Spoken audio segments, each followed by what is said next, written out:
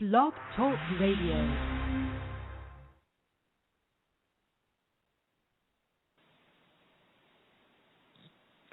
Good afternoon, good morning, good evening, wherever you are in the world. This is Ben McLeish, and welcome to this week's TZM Global Radio Show. Perhaps this is your first time listening, in which case, welcome.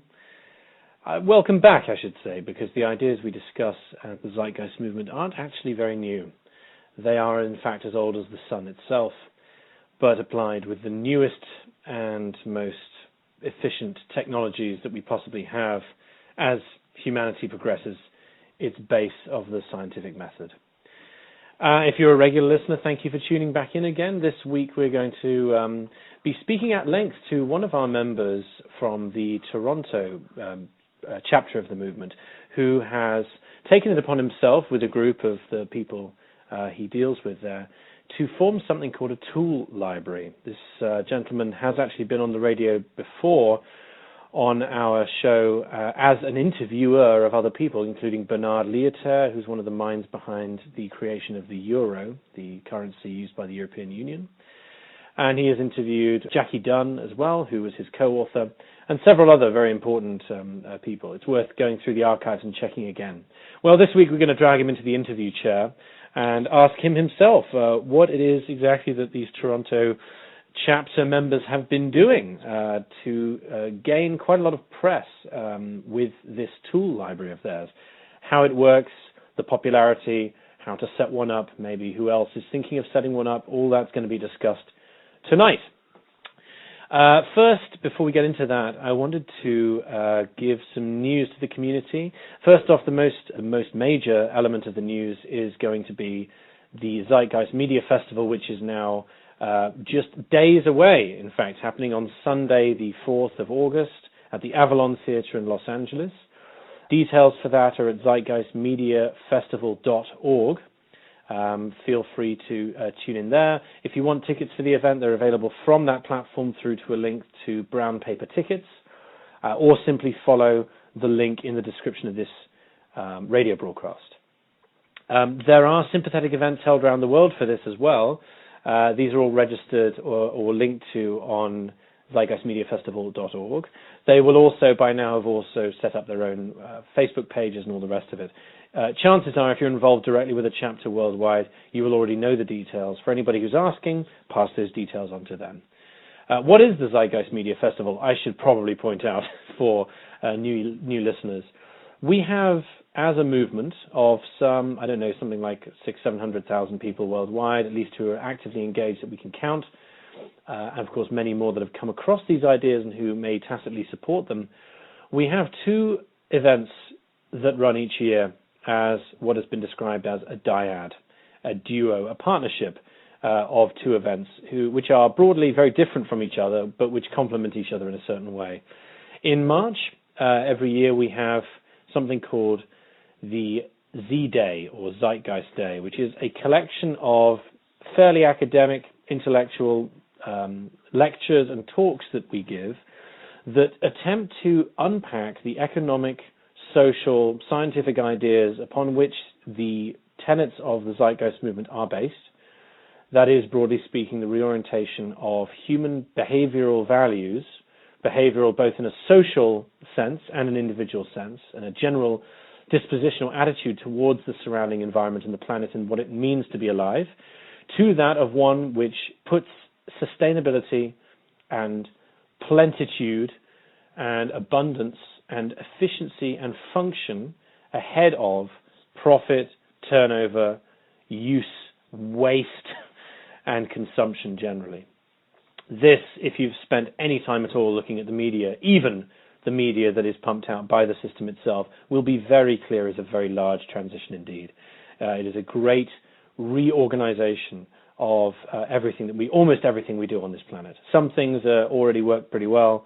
They are in the minority compared to our energy, our education, and our environmental policies towards the planet. Policies, I mean, not just in a government sense, but really the policy of each human being towards each other and towards the surrounding environment. That's a long way of saying it.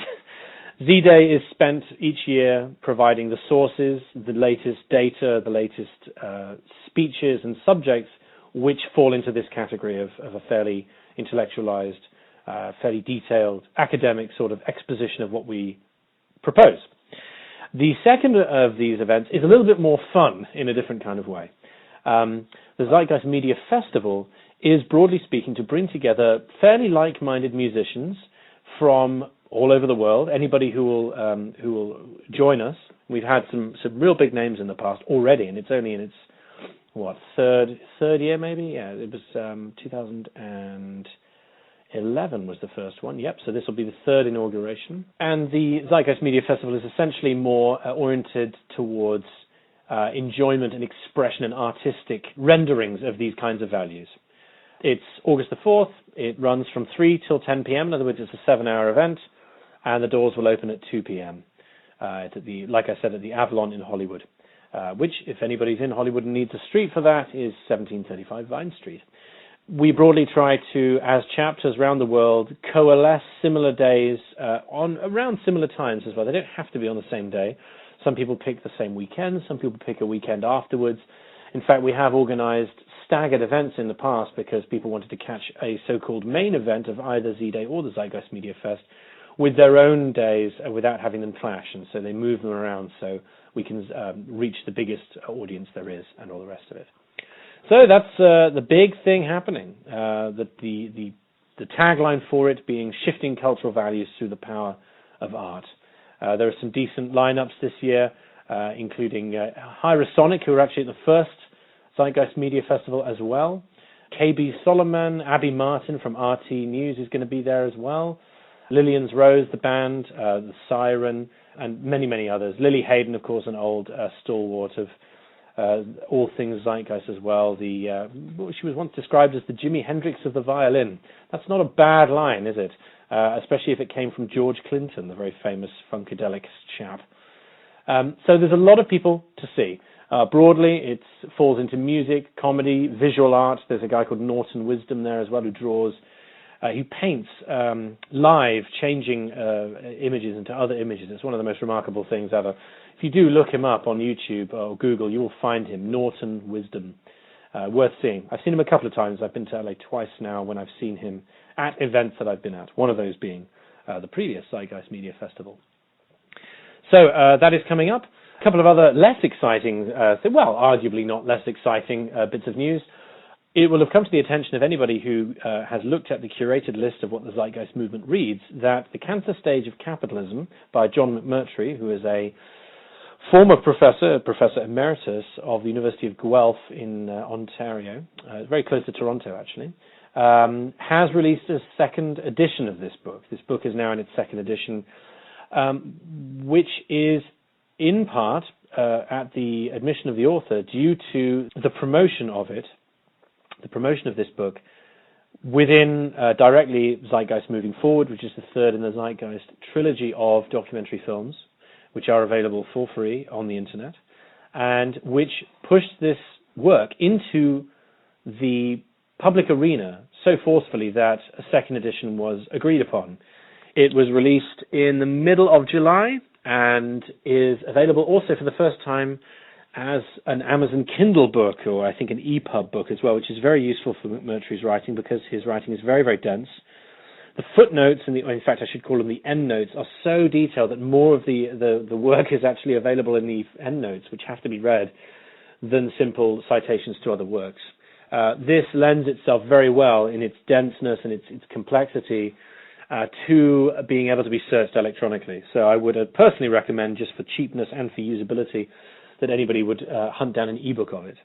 This is a wonderful thing. I think it's a fairly decent attainment to have had a book which had only a minor impact at the time in 1999 when it was first brought out right at the turn of the millennium, to have had it really pushed into the forefront so people can understand that we're not talking a bunch of Marxist theory. We are talking something which in fact was never spoken about by Marx at all, which is that the monetary system itself, no matter in what form it comes, what guise, whether it's 100% backed or not 100% backed money, fiat or not, It is a value system disorder we're dealing with that co-opts and presupposes sets of priorities which are expressed through money sequencing rather than through anything else. Efficiency becomes financial efficiency rather than the efficiency of the machine that you're speaking about.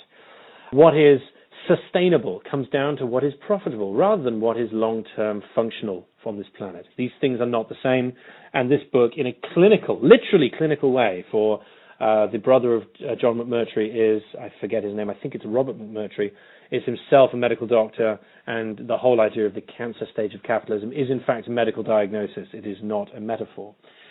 This is worth reading. My copy came through, and I've started delving into it now. I, of course, read the first edition. The second edition differs explicitly with the way it begins. It does have a new introduction, and Professor McMurtry was kind enough to send me a long time ago a couple of pages, about 20 or 30 pages of some of the new data as well. So very, very interesting, a very eloquent, very powerful mind, and as we've described him before, a very good ally for the cause, for the movement, and who is aware of our work and who has been on this radio show before. It is worth going back to listen to his speech. And finally, before I hand over to myself and Ryan via recorded interview, I wanted to point out some good work that Jason Lord, our California powerhouse of what does he do?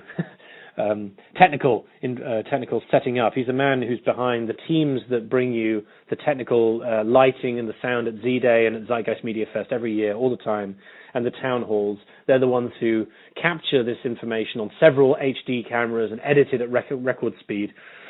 He has, after about 2 months of wrangling with the radio station syndication TuneIn Radio, TuneIn is one word, has managed to get this show syndicated on that network, which is wonderful. It is already there. I've already looked.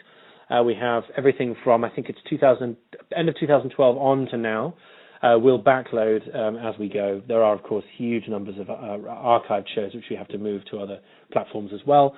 But if you have an HD TV and you have the TuneIn Radio app, or you have an iPhone, for example, and you have the TuneIn Radio app, you can now get this show through TuneIn Radio for free, as usual, in nice high definition from that platform as well, which is very good. Of course, you can also find us on YouTube. You can find the old archives on Blog Talk Radio as well.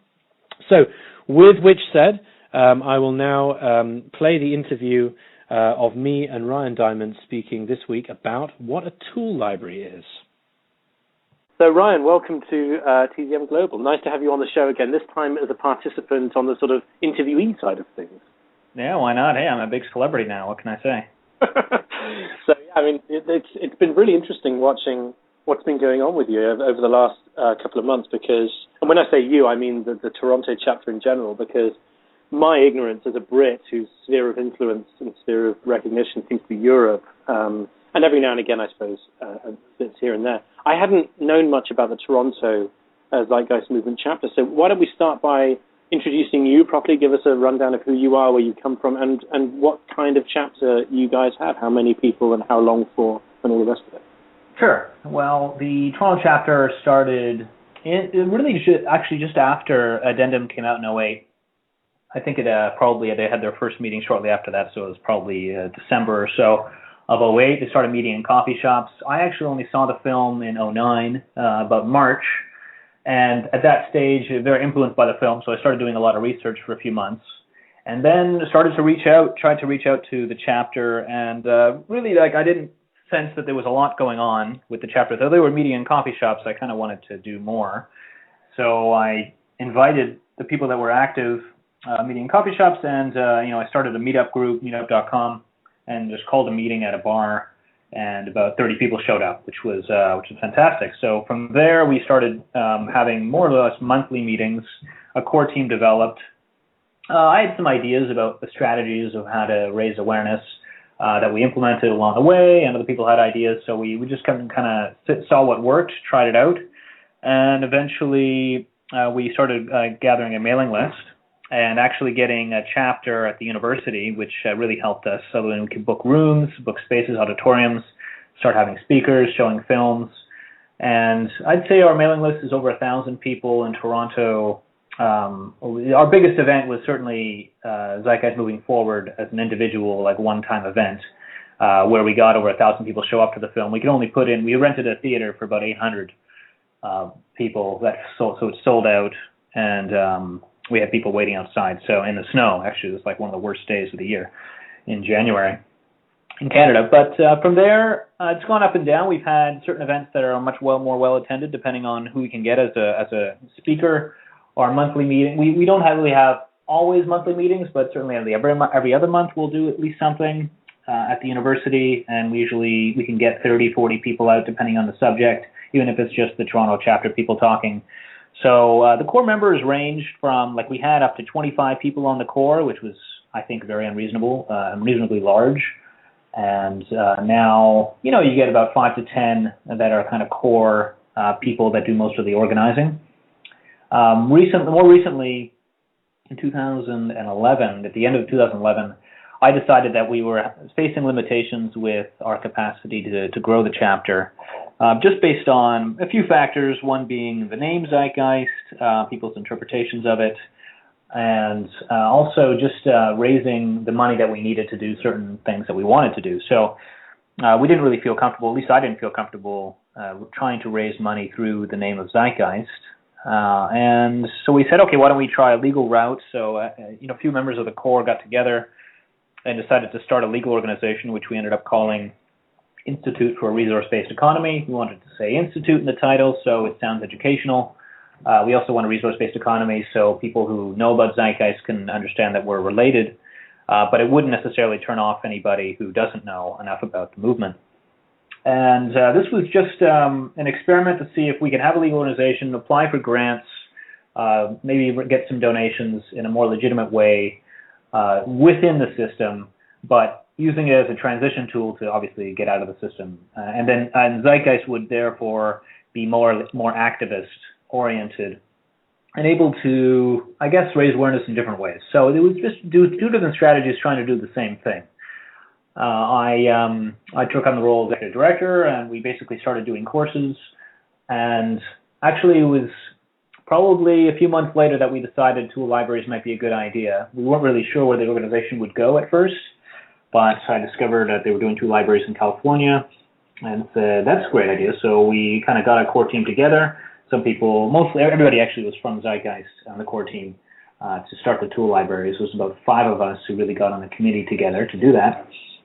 And we tried to find a location. That was the first step. So, we already had a legal organization, so we knew we had that down. And I would recommend that when we talk about tool libraries, I'd recommend getting a legal organization. I think it's helped us. It wouldn't have been possible without that, at least in our circumstances. And then we found a location by just going to a community event in Parkdale in Toronto. So this was literally, we said, okay, the only way to find a location without paying market rent, which we didn't want to pay, it was too expensive, would be to team up with an organization that owns property, or at least leases property that has space in it. So we decided it would be nice to try and go to community events, seeing if we could find other organizations that are like-minded. Literally the first one we went to, we met this executive director of a charity called Parkdale Activity Recreation Center. He loved the idea. We ended up having a meeting with him within a few weeks. He said, we have this basement space. It's just used for storage. It's really not doing anything.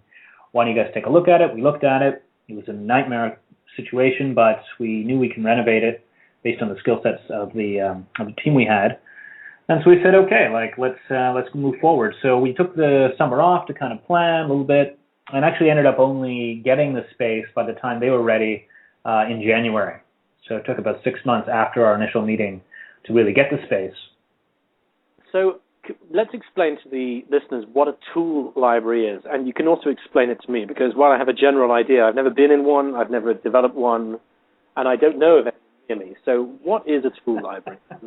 Okay, well, most people are familiar with the term library, depending on the country you're from. It would be translated, but basically it's a place where people can access usually books or other kinds of media, CDs, different things. This also serves as a community hub. Typically, they're oriented around communities. You don't just go to one central library, though there usually is a main central library in each city, at least in North America and most of Europe.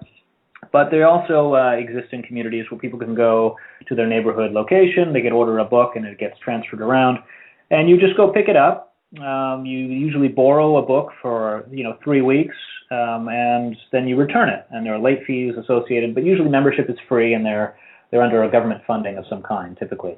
So a tool library works similarly. Instead of using just books or other media like that, we borrow tools. So tools like, they could be power drills, circular saws, could be gardening equipment, safety tools, safety goggles, gloves, ear muffs.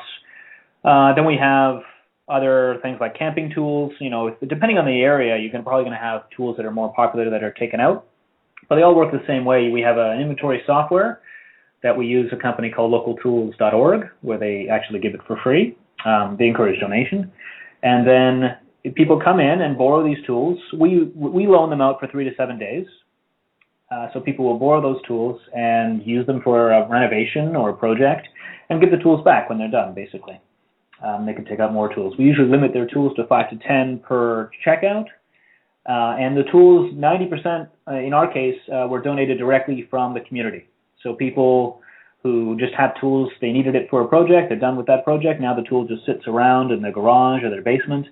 They just drop the tools off at the library, and other people can borrow those tools. So it's now accessible to everyone. Not everybody knows all their neighbors or where they can find a particular tool they need, so a centralized location makes sense, so they can just go there and get all the tools that they need in one place, as opposed to a rental company where you can also get tools at a rental company or at a store, a hardware store. You'll get all the tools you need at purchase, but those ones are usually very expensive, so cost prohibitive for most people.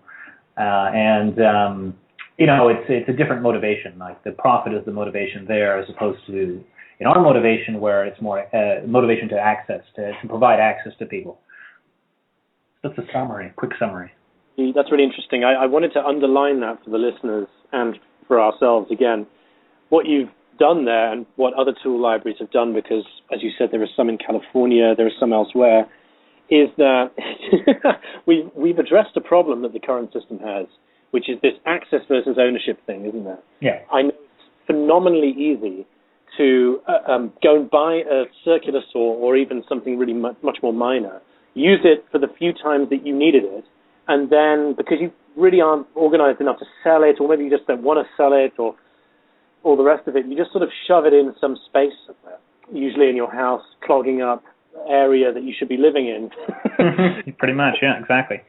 Or storing stuff you really do need to be storing so that you can use it regularly.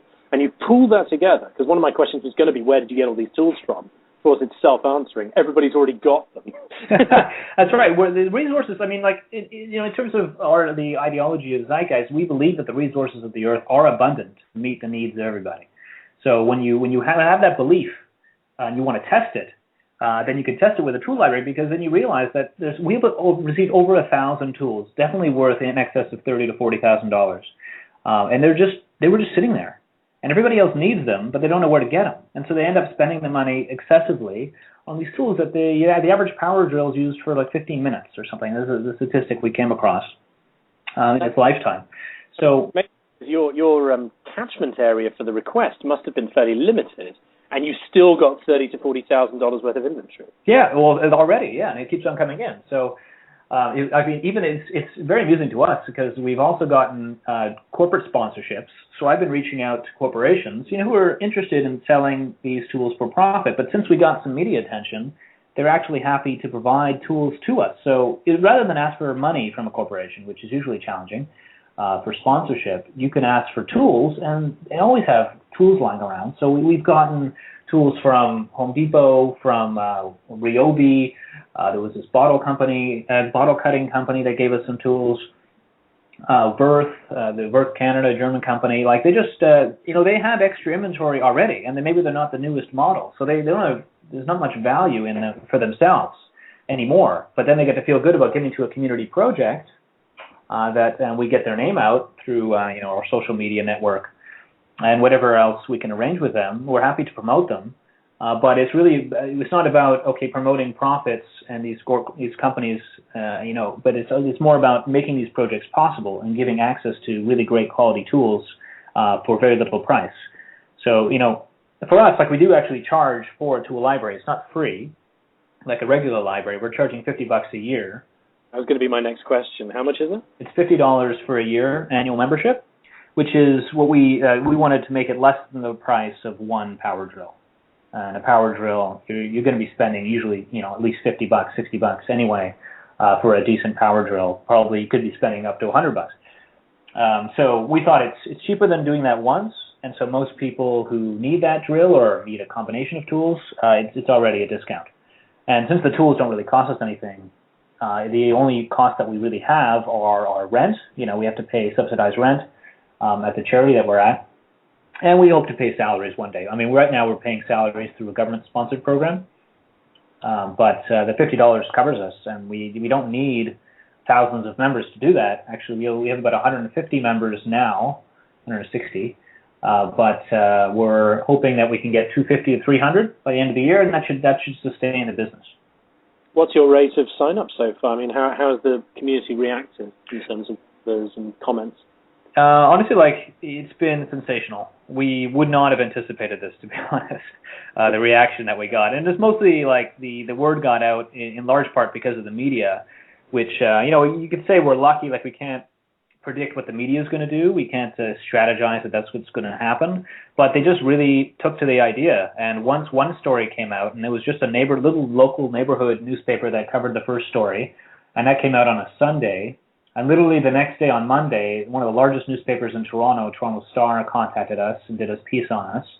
And then the floodgates opened. We were on the radio, we were on TV, we were on. We've probably had over 20 media, the radio, TV, or print covers, and a lot of mainstream, almost all mainstream. There's some bloggers too that covered us, but really, the support online in terms of the media and online has been sensational. And then the support from the community, people just, they're so happy to come by. We had a huge opening, because we got this media even before we were open. We hadn't even renovated yet. It's just the word got out about it. And since then, the politicians are in, we got grants because we got all this media. So it's been, the support has just been sensational. And everybody thinks it makes sense. Everybody loves the idea. So I don't know, it's worked out way better than we could have imagined. What is your background then? Because most people would think that you were some kind of business owner previously, or had organized something legal. Maybe you were some kind of lawyer, or maybe you were a handyman. What gave you the right, if you like? Sure. Well, going out on your own, this is something that's unique. I suppose I've had an entrepreneurial spirit before, but I'm trained as an accountant, so I'm a chartered accountant here in Canada. Not that you need to be to start a tool library, to be honest. The first guy who started a tool library was just a hobbyist. He had a lot of tools and he wanted to share them with the neighborhood. So he put them in a trailer and shared them that way, and it just grew from there. So for me, I started working for KPMG, a very large accounting firm with offices in your city and many others. And I did that for about 6 years. And then it was in my 6th year that I watched the Zeitgeist film. And realized that really wasn't the direction I wanted to go in my career. So I ended up quitting shortly after seeing that film. It took about 6 months to convince myself that I had to transition out of that completely. And I moved on to nonprofit world, where I started using my accounting skills in the nonprofit world for a couple of years at a large hospital here in Toronto, until I thought that, I basically IRBI started, Institute for Resource-Based Economy, IRBI, began when I was still at the hospital, but I felt like it was a feasible switch. About 6 months later, once we had this tool library kind of going on, and we had some courses that were well attended, where we were connecting, trying to connect economic and environmental issues. So I said, you know what, I have some savings. Let's try it out and see what happens. I'll give myself a year to try and make the business sustainable. So I was lucky enough to have savings. I hate consuming, to be honest, so I would make a decent amount of money in accounting, but I just had, very little interest in spending it on anything. So I lived in a community house, so my rent was, a few $100s a month, and then I don't know, we like to cook together. I don't go on big fancy trips where I spend a lot on a hotel or anything. So, just with my spending habits, I was able to use the savings that I had to transition well into this kind of a venture. For people who don't have that luxury, you have to do it in your part-time, right? You have to do it in your free time, which is what Zeitgeist was originally for everybody involved. They were having their full-time job, and then they had their part-time where they can, start doing stuff that they're passionate about. to try and transition to something full-time that you're passionate about that pays you enough money to live, well, either you have savings or you reduce your expenses dramatically, and you switch to part-time work, and then you hopefully switch to zero kind of slave work in exchange for the work that you want to do. So that's where we're at now. We're not yet sustainable. I mean, the tool library opened in March, so we have some pretty good revenues coming in, and with our grants, we're okay for the next year. But we just started our second location, so we're actually spending all the money that we've made opening up a second one on the east side of town. Because the reality is that people on the east side of town, in Toronto, west side, east side, it's kind of split, north, west, east. The people on the east side, they were commuting to the tool library because it's such a good deal. But if we can have it as a neighborhood project in every neighborhood, or as many neighborhoods as we can, then better. And we just got a great opportunity after opening up our first one to open up a second one on the east side. So we said, okay, we'll take it. And so I could talk about that project. It's a bit of a discussion, but that's what we're trying to do. And with two libraries going, I think we'll be able to pay some salaries, like pretty decent salaries, at least on contract, until we try to stabilize our revenues, and we have some ideas how to do that. So you kind of went off on a tangent, I think, a little bit. But my background in terms of legal work and starting a legal organization, I had none. Like I just, did it myself because I felt like it was probably pretty straightforward, and it turned out to be. So it seems intimidating at first, I think, to try and do that, especially on your own or in a small team that doesn't have a lot of experience in that. But if you need assistance, I mean, there's a lot of organizations that are small that can likely assist you.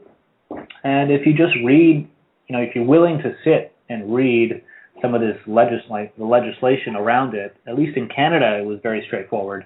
And I imagine if you're in a Western country, people want businesses to happen. And there are a lot of programs that can assist you at very little cost or free. So it's just a matter of discovering those programs. A lot of people just don't know those programs exist. Certainly I didn't. That's how we started. So it's always a work in progress. In terms of accounting, it helps to know that in order to arrange the budgets. But again, I'm happy to help. People can contact me if you're part of the movement and you want to do this. Feel free to contact me. People already have. The Montreal chapter is doing something now. The London chapter is doing something. I contacted from a guy in Belgium, another guy in New Zealand. I mean, there are a lot of people that are contacting me because they saw some of the press that we got, and I'm happy to help. So I'm just doing what I can to get them to do it in their city. Every city is unique. Every country is unique. So you can't just have one size-fits-all solution. Every team is unique. So we happen to have the right mix here that allowed it to work, and we can open up successfully. But there's no guarantees anything you do when you take this kind of chance. It's just what do you want to do with your life? You have to take chances if you want to do something worthwhile, and it's going to take some work. It's going to take some luck, and you try it. And if you fail, you learn from it. That's about all you can do. Yes, I know in the UK there is something called the Citizens Advice Bureau that offers free legal advice to citizens. I don't know whether it would extend to something like setting up an institutional organisation, but it might be worth us, I think, at least updating the UK Zeitgeist sites with this kind of information. Have you tried to put this online somewhere so that you can refer people to it, or do you write the email anew every time you're asked? Yeah, I've done a little copying and pasting, but because I'm getting the same questions a lot. So I haven't centralized the information, certainly, like on a website where you can just follow the steps, which would be nice. There is a great webinar on how to start a tool library on a website called newdream.org, the Center for a New American Dream. So they have a really nice webinar, which you can follow, which we saw, and I thought it was really helpful. But yeah, I probably should, come up with a way to do that, to centralize the information. Obviously, it's going to be unique. Like, we're a global organization, so every country is going to be unique. But just don't be intimidated by the process. Go in there with an open mind and a willingness to put in forth some effort, and I think it'll happen. I mean, starting businesses, it's done every day, and the government doesn't want to have to make it too complicated because it increases all their administrative costs. So they try to streamline a lot of it. And, at this stage in our technological progress, even governments have gotten on track and be able to do most of it online. So for us, to start literally in Canada, if you wanted to start a nonprofit, the application process, if you have three other people. So if you have three to make a board for a nonprofit, then you can do it within a few hours. That's how long it takes.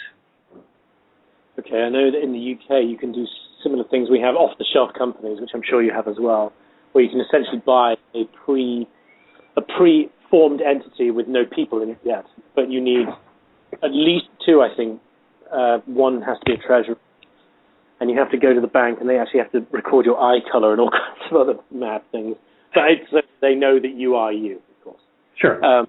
So no, that kind of stuff is easy. So if anybody's listening who's part of the movement, or if you stumbled into this and you're listening and you're not part of the movement, you don't even know what Zeitgeist is, you don't really care, but you fancy setting up something that would work like a library, but the physical objects that aren't information related, like books and CDs, but things like power tools and other things, it seems to be rather easy. It's just that not enough people are doing it.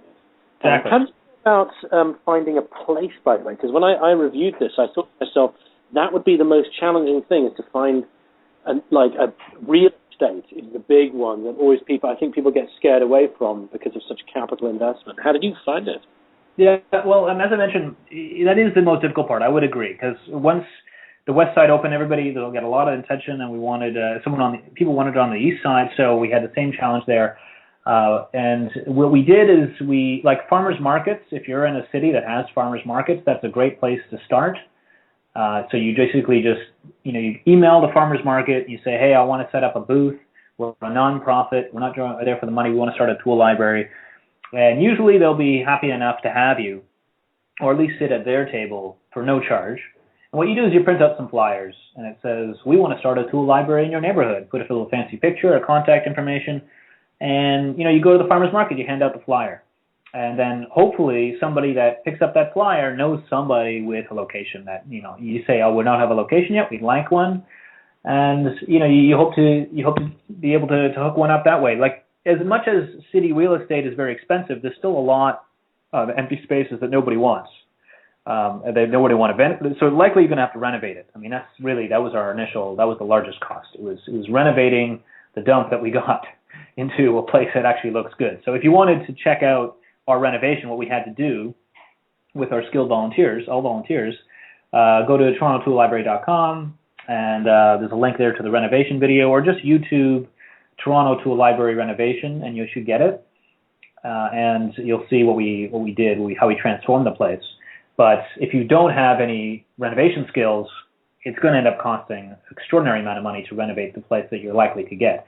If you happen to find a place in the basement of a charity, or just an extra space, even if it's small, and they're willing to work with you at a reasonable rent, it's not that you're not going to make any money. You will make money.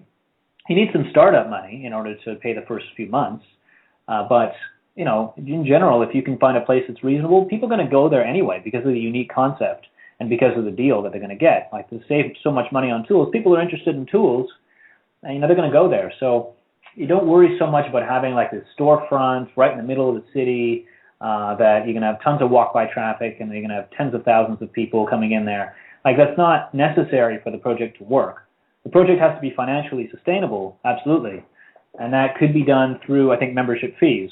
If you need grants, you go for it and you see what you can get. And for a unique project, especially if it doesn't exist in your city already, I think you're likely to get one because, at least in our experience, people loved the idea. They thought it made a ton of sense, and they were happy to support it. So being a no-name company, we just started, had no background. We were able to get grants that established companies were struggling to get. So I think there are ways to do it. If you can't find it through the means of a farmer's market or a community event where you're handing out the flyer, then you start going door to door, calling up, cold calling, cold emailing. You have emails of organizations. You look up your neighborhood, the neighborhood you want it to be in, your target neighborhood, and you say, okay, what charities exist there? What social organizations exist? And you start talking, and you start pitching the idea. Make a little pitch package, which we did, and say, we're looking for a location. Would you like to work with us? And you never know. They just have some storage space that they're like, you know what? We have this storage space, but we'd rather have a tool library there because it's going to meet the needs of our neighborhood better than the storage space. So we'll find some other place to store the stuff. So there are ways of doing it, even if you just have limited space, and that's what you start with. Our location isn't perfect. It's in a basement. It's not ideal, but people go there for the deal anyway. So it doesn't seem to harm us all that much. I think it'd be better if we had a storefront, but we can't afford it. So, that's what we get. What's the percentage or rough a portion of people who come to your tool library who found it through the media you generated? I'd say the majority. The majority definitely found out about us. There's a lot of people who just come in and they're just so amazed that it exists. Like, they just come in to see it. It's pretty funny. Have like a viewers gallery. Yeah, like honestly, like they just like, really? Is this real? Like, look at all this. Like, we have such a substantial amount of tools. Honestly, like we got like such a great selection. We have power tools, especially because you'd think when you hear the concept first, you're like, oh, what have they got? A couple screwdrivers and a hammer? Like, big deal. But when they start seeing what we really have, we have the hammer drills, we have the jigsaws, we have like drill press, table saws, like all this great stuff that costs a lot of money if you were to buy it outright. And they're like, man, you guys got everything. Like, we could renovate houses, build cottages, build whatever you need with this selection. So it's been sensational. Once people go there, then they start talking about it. And so I'd say maybe if I had to split it for a percentage, maybe 75 came from the initial media, and then 25% from hearing it from other people. But the brand awareness that we have is substantial. So like, people have come up to me and like, you started that? Like, I start talking about it, and they're like, I heard about that. You guys did that? Amazing. So, it's spread wide. People have been talking about it. There was a whole thing on Reddit, that just came out. We didn't do that. I mean, that just initiated itself, and I had hundreds of comments. So people, a lot of critical comments, perhaps. People thought they were going to steal all the tools. But that spread. What we really have to do, if we want to extend membership here, we got to act like a business. We got to say, okay, we have to do marketing, we have to do flyering, we have to get people to think of us when they need a tool. Because a tool library is nice, but you don't need a tool every day. So when the time comes where you do need one, then you're likely going to go out and buy it. And we don't want people to do that. We want people to come to the library. So will they think of the tool library that they heard about a few months ago, or will they think about going to Canadian Tire or a tool shop and buying something? And likely right now they're still going to the tool shop because we don't have the awareness yet. So we're working on a campaign to increase our membership and increase our awareness. But that's it's part of running a business. You're going to have to deal with that, unfortunately. As much as I hate marketing and I hate some of the ideas behind the current economic model. If you want these things to work, you're going to have to take part in it to some degree. So if you're not prepared for that, that the effort involved in that in the back end, then you're probably not going to be able to succeed as an organization. You can do it all on volunteer labor and word of mouth if you have really low overhead costs. If you basically, there's a church and that says, we want to do this, we're not going to charge you rent. You run it on volunteers who are very excited and they want to participate in manning the library. Could be done. And then all the tools come in for free. And so the tools break, maintenance costs. Maybe it's a pay what you can model. And it could be done. There are tool libraries that work that way. If you want to scale it more, you're probably going to have to do some more admin. Now, while we're talking about issues and difficulties and negative sides and stuff, I wanted to ask, what kind of problems have you had? Have you had things, for example, like just attitude problems, people thinking it's, a socialist nightmare, or have you had people break the tools or steal the tools or generally abuse the wares in any way or anything like that? We haven't had any tools stolen. So we've had about 1,000 loans to this date since we started at the end of March. So almost 4 months up a track record of 100% return rate, which is awesome. With late fees, people are happy to pay late fees. Amazing. We had late fees over $50, which is our annual fee, and people paid it. It's like, okay, I couldn't believe it. So that's not a problem. The problem is the wear and tear on the tools. So some people have not cleaned the tool, like they'll use a yard tool, be full of grass, and then they bring it back full of grass. We're like, well, man, somebody's got to clean this. Nobody wants to take out a tool that looks like this. So we get them to clean it. Just at the facility that we're at, and they give it to us. Or we say, okay, if you drop $5 in the hat, we'll do it for you. But that's not really cool, man, because it's like a community project. So people understand, and I think they're usually, once they're told once, we haven't had the need to put up a sign saying, make sure to clean your tools when you bring it back. We have had a few problems with the tools where they got damaged a bit. So we take them aside, we don't let them get taken out, and then we have our expert team of kind of fixers who are happy to come in at a volunteer basis, also Zeitgeist people, who fix the tools, and they have a lot of experience. They have contracting experience, And we have one guy especially who's just like amazing at doing that. And so he just repairs the tool if they can be. If you can't repair it, then it's retired. But we haven't had any significant issues so far. Injuries, we have some insurance. We took out an insurance policy. Some libraries don't do that. We decided to do that in case somebody injures themselves with a tool, but that hasn't happened yet, aside from somebody burning their finger on a drill bit because they touched it. But you learn from that too. Oh, it's really great to hear that it's been so positive so far, and interesting also to hear that anybody considering one of these, to set up one of these, the idea of insurance might be a good idea as well, even if it comes to nothing. Of course, it is a nightmare part of the current system, isn't it? I mean, it is, totally. I have a huge amount of what I spend every year. It goes on essentially insurance of some kind, whether it's for the car, whether it's for the house, whether it's secret add-ons that you have to pay when you buy new electronics, which actually brings me to a next point. Have you had requests for anything other than renovation and building tools? So, for example, things like PlayStations or games consoles, I should say, I'd love to do that. I'd love to have a video game library or something. A lot of that's going online, and I think of the Pirate Bay as a library. If you think about it, just like some of the, there are these programs that are semi-illegal in different countries depending on where you go, but the internet really should be used in the resource-based economy as a library. So everybody can just access all the information they need. And on a gaming console, you should be able to download that. But we haven't delved into that. We have camping tools. We have safety equipment, painting, gardening. We have some fix-it tools that you can repair your computer and do soldering and stuff. But we'd love to move into other, like musical instrument libraries. I've heard of that existing. That would be an awesome thing to have if you want to start something like that. When you're talking about video and audio equipment, there are a lot of rental companies that charge a lot of money, because I think basically if you took a lens and somebody was just careless with the lens, that's by a couple $1,000 in a library program. Not everybody's going to be able to afford to pay that, so they do charge more. I would like to see those become more prevalent, though, in a library model. But for us, we're focusing on the tools, but because they make a lot of sense and because it's easy to get donations.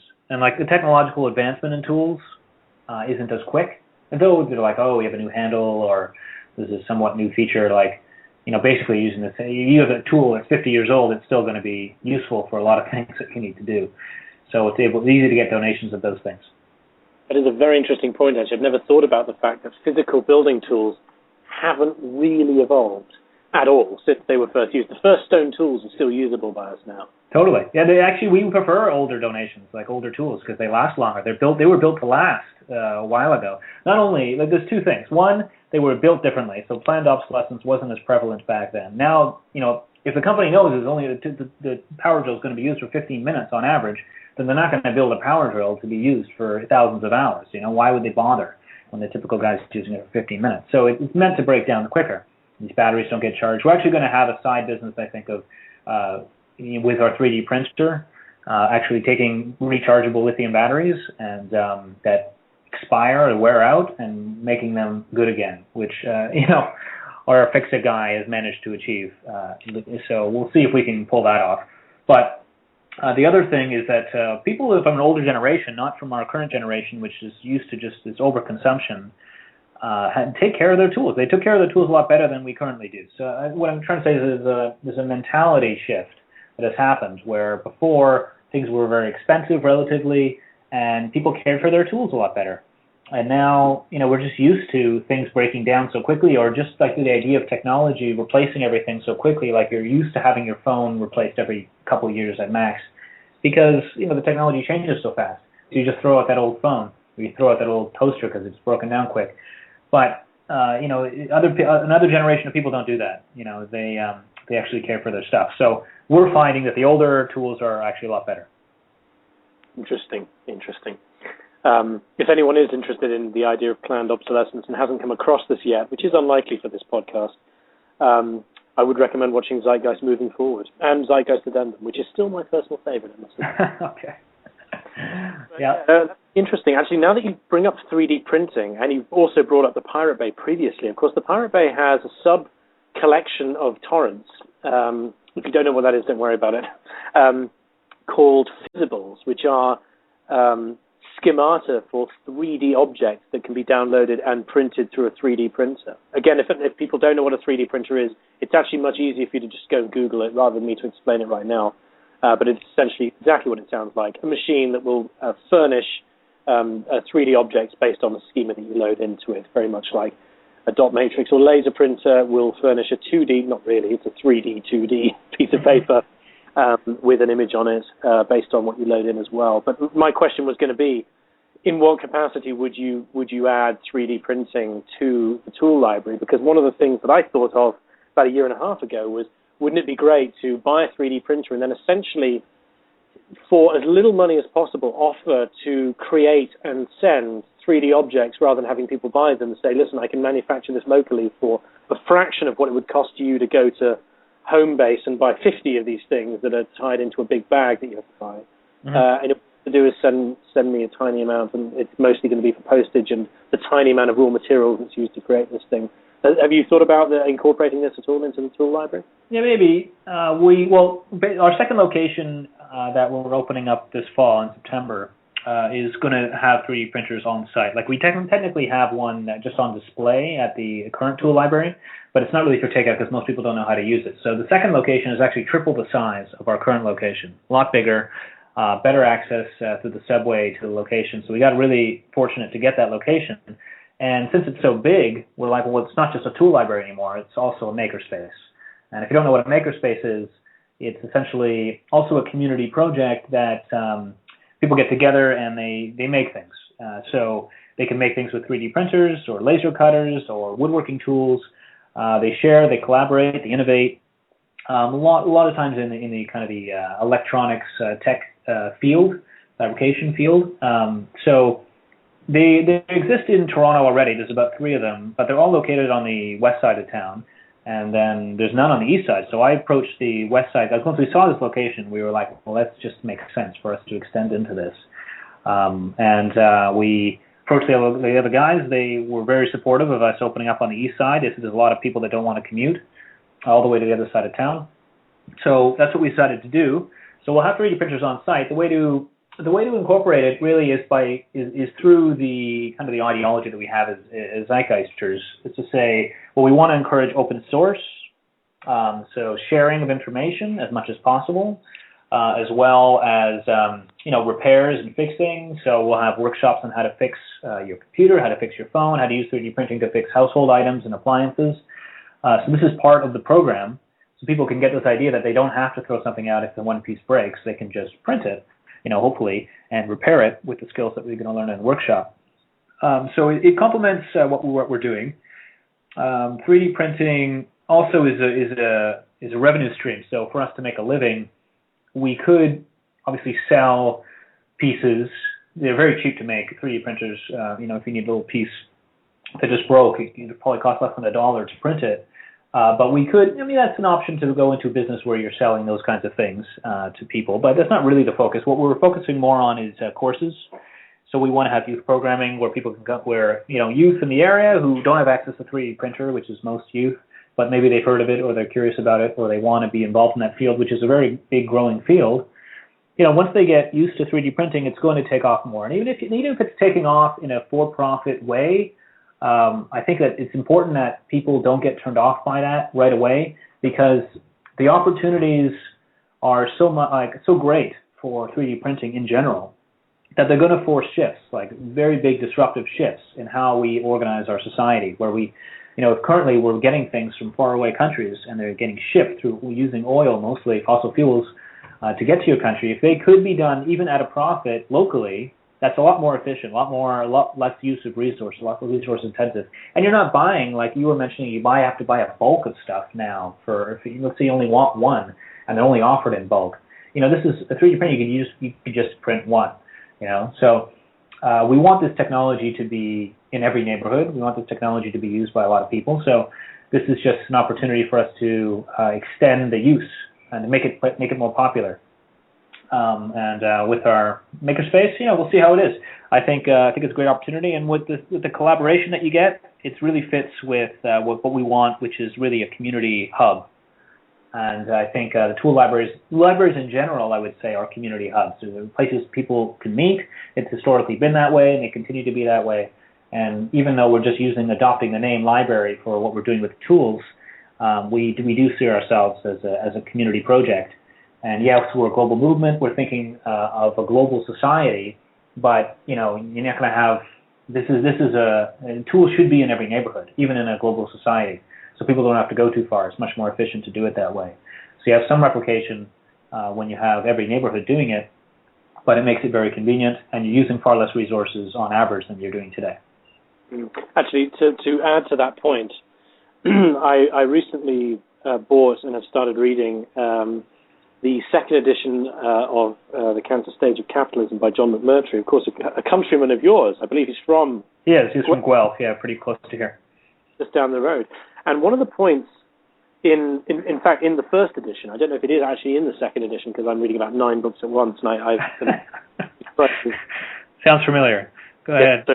Take through it. At one point in the first edition, that underlines this whole point about the amount of resources in terms of oil and gas that you use to get this stuff around the world. All right. For one, it is made in a country, mostly China, which is itself phenomenally unsustainable, uses a lot of coal, okay, which means the process itself has been a very unsustainable process. Not that it would be 100 times better elsewhere, but if it's printed through a 3D printer on, like you say, a per-item basis as needed, it's just like what Amazon's doing now. Amazon is printing on demand the books that are ordered. I ordered Tyranny of Words by Stuart Chase, a book on general semantics. It was printed like a year before, and had been printed, I think, as to refill a stock that had been depleted particularly. It wasn't like thousands of them. It's printed on demand. Now, the point that McMurtry makes in at least the first edition of Counter Stage of Capitalism, and fairly early on, within the first third of the book, is that it's not just a straight line of a giant megatanker that's already using a phenomenal amount of oil that would make your eyes water. It's that they go halfway across the Atlantic, turn back, and then go back again in order to claim the largest amount of subsidy for the oil that they use. In other words, they're using even more oil by going deliberately the long way around. This is a massive, literally carcinogenic effect on the planet. And this is the whole point, of course, of his book, is that it's not just that it runs inefficiently, it goes out of its way to run more efficiently, because that's where the money lies. So there was a great story that just came out the other day in the New York Times about this aluminum shifting that Goldman Sachs runs these, that they bought a bunch of aluminum warehouses. And apparently for the scam, through some of the regulations in the marketplace, the trading places, they keep the aluminum in one warehouse, and then they ship it to another warehouse across the street. Then they'll ship it back to the first warehouse, and somehow by doing this and keeping it in motion and keeping it transferred, you can earn more warehouse fees or rental fees, which gives them profit, and it actually increases the price of aluminum, which they're also trading on the side. Because it's delayed, because there's a lot less supply in the market, because it's all being slowed down through the amount of warehouses that they own. I don't know, it seems like a complex scam, but it illustrates the point of there's no value add in shipping things from one place to another place, unless you're shipping it there for its consumption. It's only so you can get either a subsidy in your case, or here just an increased profit. So. Isn't it? It's literally turning the availability into cash instead. Yeah, exactly. Yeah. I mean, that's actually there's an interesting point about that. Some people say, "Oh, well, the government should set up tool libraries." I'm sure they're thinking that right now. Dear listener, maybe thinking this. I'd like to list one story that doesn't actually have anything to do with tool libraries or even with products in one sense. It's just unfolding in the UK right now, which is that we were going to rebrand our cigarettes in basic packaging, the packaging that doesn't allow for any kind of marketing whatsoever. Australia's already done it. It's, gradually as the warning signs get bigger on packs than the actual brand name, everyone's really doing it. But it was shelved. It was shelved probably because of a gentleman called Linton Crosby, who is part of the Tory cabinet, who was working for Philip Morris in a lobbying capacity for £6 million a year. Well, sorry, £6 million. I don't think it was per year. In other words, we are seeing the operation of government, of the state, is contrary to welfare, contrary to usefulness. It's actually more to do with being a massive business, a massive Goldman Sachs, if you like, to sort of dovetail what you were just explaining. So I very much doubt that we're going to see anything like this unless it comes from the ground up. Tool revolution from below. Hey, why not? Yeah, call it what you like. The more of them that there are, obviously, the more. It's not just about accessing tools. I mean, maybe you don't use tools. It's about the ideas behind it, right? The ideas of sharing, access over ownership, as you said. Experiences over possessions, and I think that's what. I mean, I wouldn't say the majority of people that use a library necessarily are there for that reason alone, the environmental reason, the sustainability reason. But it's important that these projects exist so people can see that these are possible. Just to even talk about it in conversation changes your mind about it. Is the government going to do it? I don't know. Like, if the government runs public libraries, at least here in Toronto, and I don't have too many complaints. I don't know the finances necessarily behind how they work, but I know it's a free service if you give your stuff back on time. And I know they can get pretty much any book that you want, that you request. Now, they're still kind of in the dark ages where the ebooks availability is not that great. But if they're willing to evolve, then they could be very valid institutions, I think. And I'd be very happy if they wanted to take over the tool libraries as long as they kept the maintenance and the community aspect to it. I'd be happy, actually. Sure. Oh no, I should admit that I'd be thrilled if there was some real government backing behind it. But I know that the case with the public libraries in the UK, at least, is that there were massive closures threatened, and they've always cut their budgets. And the very last thing you want of anything that's promoting access is cutting the budget. But having said that, I live in Leeds in North England, and there is a very good, very well tied together public library system here, where you can take the books from one place and give them back in another, and it understands who you are. It's a very good library system they have. Nice. So, I mean, there is the scope for it. I must admit that. Okay. Actually, humorous or silly point. One of my enduring memories of growing up in the UK, and I moved here when I was 10, was the library van. These would be vans that were they came from local libraries that were reasonably far away and would drive around villages, mostly for the elderly people, with a selection of their books in the library van. You would go in and you would essentially borrow from the van. Is there any scope in doing this for a tool library, or is it too physical? Is it too much like it's very heavy and you're automatically limiting the scope of what can be chosen? Or is it purely useful maybe as a marketing capacity, turning up at a farmer's market with a sort of a tool library van and saying, actually, our real tool library is here, but here's a selection. You can have a bit. I think that's an awesome idea.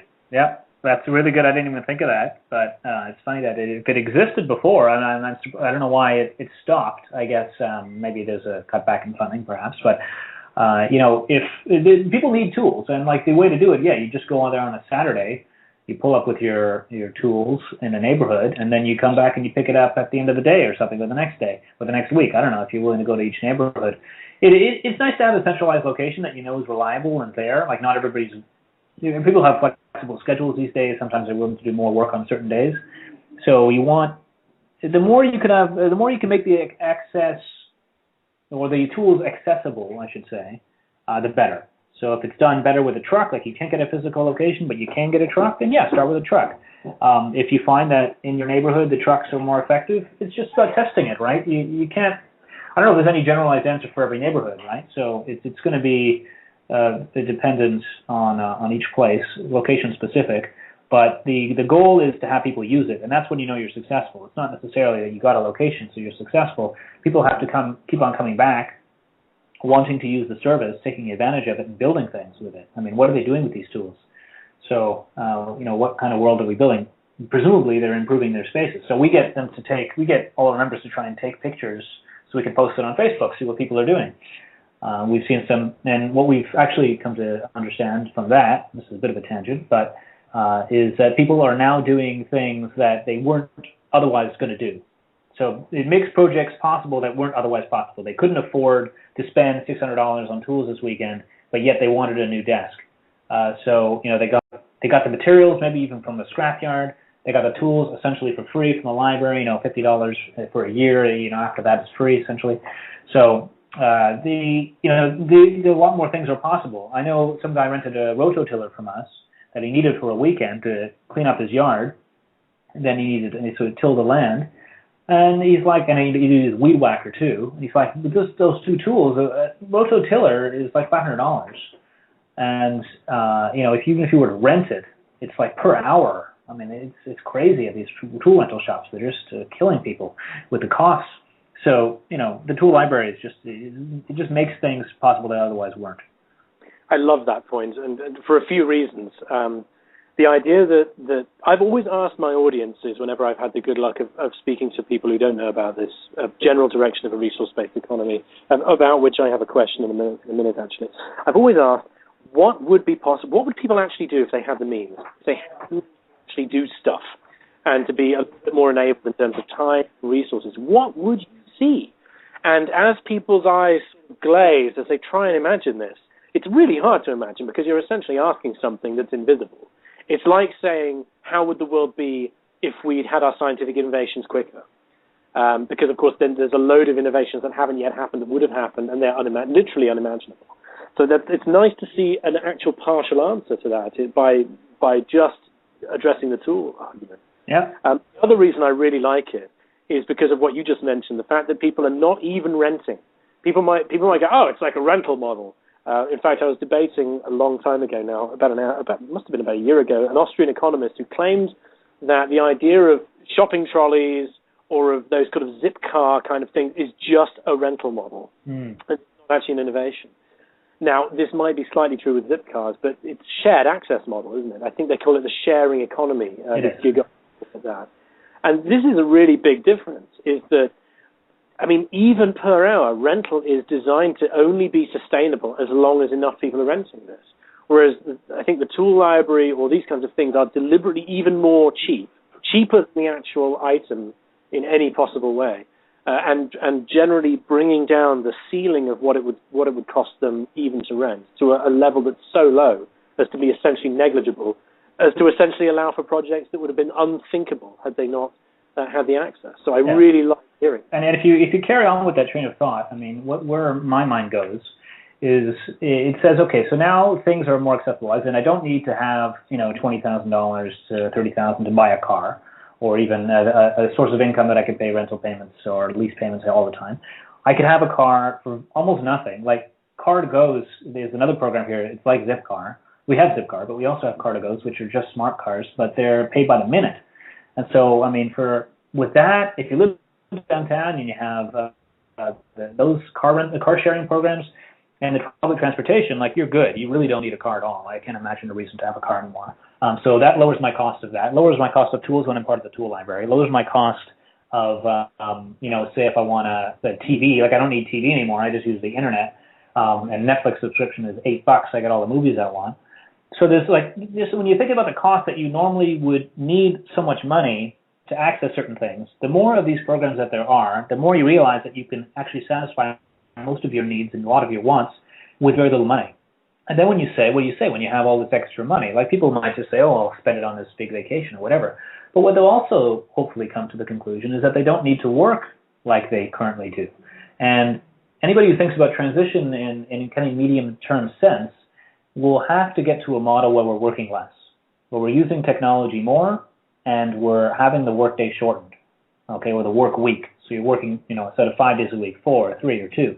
How do you encourage that? By seeing people saying, well, I don't need 5 days of income.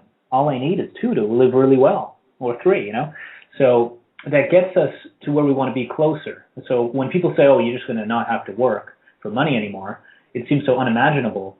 But if everything's accessible for very little cost and you're only working 2 days a week, it seems far more feasible. And I know in my case, just the way that I share my house as well, so my rent is very inexpensive, and my transportation, which, for a lot of people, that's their majority of their costs, then, it's very feasible for me. Even if I as a business owner, essentially, now can't make a living doing what I'm doing here because we're making it so accessible and so inexpensive, and I have to go back to accounting, which is nice for me. At least I have a fallback, if I really need it. and maybe it's security for me to even take that risk. I don't want to have to do that, but I know that I can probably work in accounting a couple days a week and not have to get a full-time job anymore because of the way I live and because these programs exist. So, it's a consideration, I think, when you're also looking at what are the greater goals with a program like this, and how do we really transition? I mean, people talk about transition in this movement in many ways, but you have to be realistic as well. You can't just jump into a resource-based economy tomorrow. First of all, the values haven't changed, so people are just going to take advantage of the system, and they're going to use a lot of our resources very quickly. So you try and you have to participate in these shared programs. I mean, do that. Live these programs now with your behaviors, and then it starts being much more feasible for you to even conceptualize what a resource-based economy is. And by starting these programs yourself, then you're spreading the word. So people come into the tool library, I tell them they don't know about Zeitgeist. Most of them, I would say 95% of the people that have come into the tool library have never heard of Zeitgeist. But yet I have the DVDs there, they can take them. I talk to so many people about this stuff reaching a whole new audience too. And so their minds are being opened just by even walking into a tool library. So this is part of the transition, and I think it's important to understand that. It's not just another business model. But we need to encourage the other businesses that also operate in this function, even if they don't understand a resource-based economy. Like a Zipcar is a transition to a resource-based economy. They don't know that, Zipcar. It doesn't matter. It still is. If I had to think about how to transition, I would do that. I mean, Google Car is a better step. But do you think Google cares about a resource-based economy? Probably not. I haven't asked their executives, but likely not. But yet they provide services for free. So I mean, yeah, you could say, oh, well, they sell you advertising, or they try to sell your information to the NSA or whatever they do, perhaps. But nevertheless, you're used to getting those services for free, and it's going to be difficult to transition to a model where everybody's paying for that now.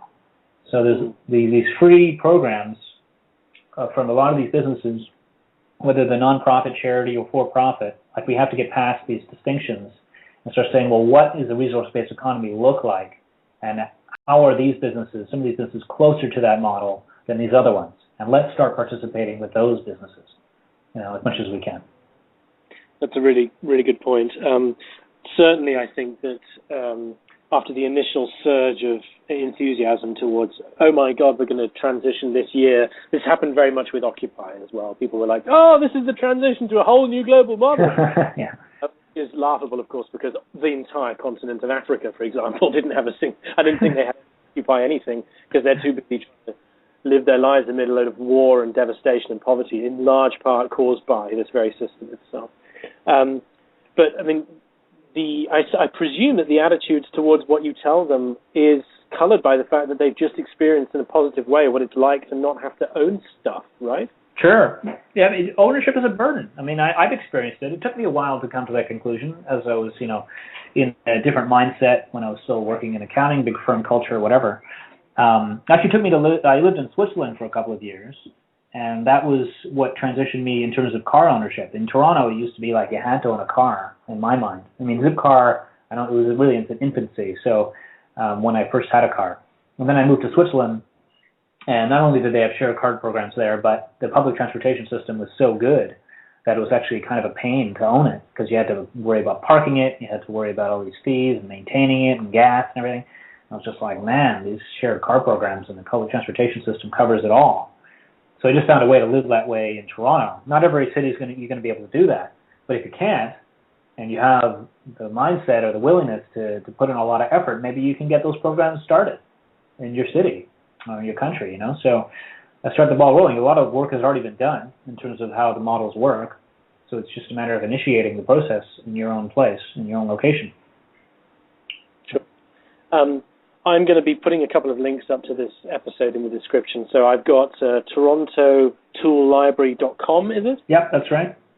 And I've also got newdream.org. I'll add those two as well. Okay. I'm going to put things like Zipcar and Car2Go as well, but do you have any other information resources you would offer the listeners who are interested in just reading more or maybe setting up something like this? Well, there's tons. I mean, there's just so much information out there, man. I'll tell you, it just depends on what you're interested in. So I mean, if you're interested in tool libraries, you can just Google tool libraries, and you'll come across a lot of different websites that are doing it. Localtools.org, I recommend that one. Put that one up there on your list because they give the free library software. Yep. Good. Which is worked out really well for us. And they're happy to update. Like, you can give them feedback. It's a small scale operation, these guys, but they are very passionate about the idea. So I know I've had a good experience. I mean, you got the Pirate Bay, I guess, if you want to use that. There's a lot of sites like that. But, if you understand what a resource-based economy is, then you're going to be able to find a lot of companies that you wouldn't have thought connect with it, but actually probably do, at least more so, at least in a transitionary sense. And don't be so turned off. I find that people are too extreme a lot of the time. Like, if it doesn't match everything about a resource-based economy day one, with your project, what you're doing, then like, why even bother? And I don't know if that's the right attitude. Like, I think, like, for me, it's better to work with people and transition together, and be much more open-minded about it. I mean, nobody knows how transition is going to go. We can't predict every step of the way. So if someone's closer along the line than other things that currently exist, then for me, I just support it. Like, yeah, it's nice to elevate people to a higher level to what a resource-based economy is, as opposed to maybe what they're doing. But why even argue? Like, why would I ever argue with the Pirate Bay, for example? Like, they might not have any idea about a resource-based economy. Maybe they're just doing it because they feel like it's a fun technical challenge to run a website. So, that's fine. I don't want to change anything about it. Let's just keep on doing it. And the more people do that kind of stuff, the closer we're going to get to a resource-based economy. So, like, I understand what a resource-based economy is, so I want these things to exist, so I support them. But I don't need to convince everyone of my mindset for us to get there.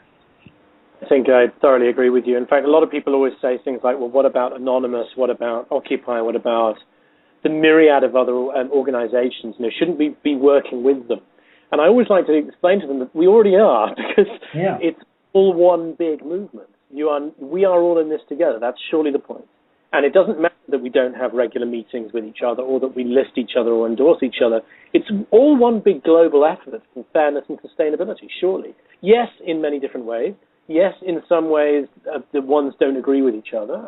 You'd be hard-pressed to find many members of Anonymous that agree with each other on most things. Exactly, but they agree that they want to be part of Anonymous. Exactly. So we don't know who they are, and if they did, they're just people who are campaigning on an individual basis for particular kinds of internet freedoms. Same thing with Occupy. I mean, we got rejected from many Occupy meetings because people didn't agree with us, and yet they are taking on the banking system, and through a whole point of view of, again, economic sustainability. They just haven't quite worked out what they mean by economics yet, or at least the ones I've spoken to. Others were thrilled, and in fact, some of the Zeitgeist chapters set up Occupies. The other Occupies invited in us and many others to talk with them. This is all one big thing, ladies and gentlemen. It is one big movement, and it's like a large house of which each room is a slightly different theme, but it is part of the same house. It has the same foundation, which is an accidentally really good way of putting it.